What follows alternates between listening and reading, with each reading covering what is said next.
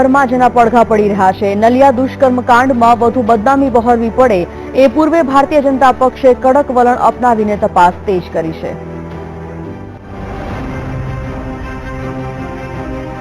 કચ્છ સહિત રાજ્યમાં ચકચાર મચાવી દેનારા નલિયા દુષ્કર્મના 9 આરોપી સામે ફરિયાદ નોંધાયા બાદ 12 દિવસે પોલીસે પિતા પુત્ર સહિત 3 આરોપીની ધરપકડ કરી છે।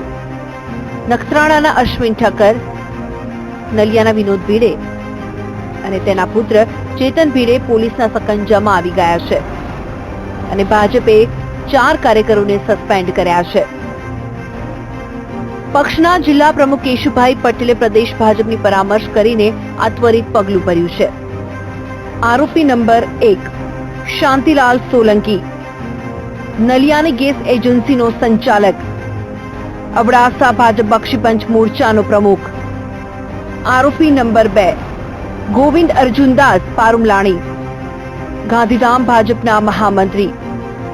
આરોપી નંબર 3 અજીત રામવાણી, ગાંધીધામ નગરપાલિકાનો સભ્ય। આરોપી નંબર 4 વસંત કે ભાનુશાલી, પાલિકા સદસ્ય અને પૂર્વ કારોબારી ચેરમેન। પીડિતાએ નલિયામાં 9 શખ્સો સામે દુષ્કર્મની એફઆઈઆર નોંધાવતાની સાથે જ ગુજરાત હાઈકોર્ટના ચીફ જસ્ટિસને જે સોગંદનામું પાઠવ્યું છે તેમાં 65 શખ્સો દ્વારા 35 થી 40 યુવતીઓને ફસાવીને મોટું સેક્સ રેકેટ ચલાવવાનું હોવાનું અત્યંત ગંભીર નિવેદન કર્યું હતું અને મોટા રેકેટમાં પણ ભાજપના કાર્યકર અથવા સમર્થક એવા શખ્સો સંડોવાયેલા હોવાની ચર્ચા છે। બીજી તરફ આ મોટા રેકેટમાં ફસાયેલી અનેક યુવતીને ભાજપના દીનદયાળ ઉપાધ્યાય પ્રશિક્ષણ મહાઅભિયાન 2016ના કાર્ડ ઇસ્યુ કરાયા હતા। અબડાસા ઉપરાંત અમદાવાદમાં પણ ઘર અને ધંધો ધરાવતા કચ્છ ભાજપના એક નેતાના નિવાસ સ્થાને નલિયા રેપકાંડના સૂત્રધાર શાંતિ દરજી સહિત કેટલાક આરોપીઓએ આશ્રય લીધો હતો।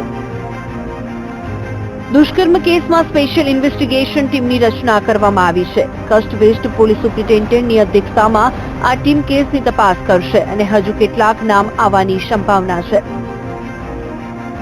Bureau report, VTV news.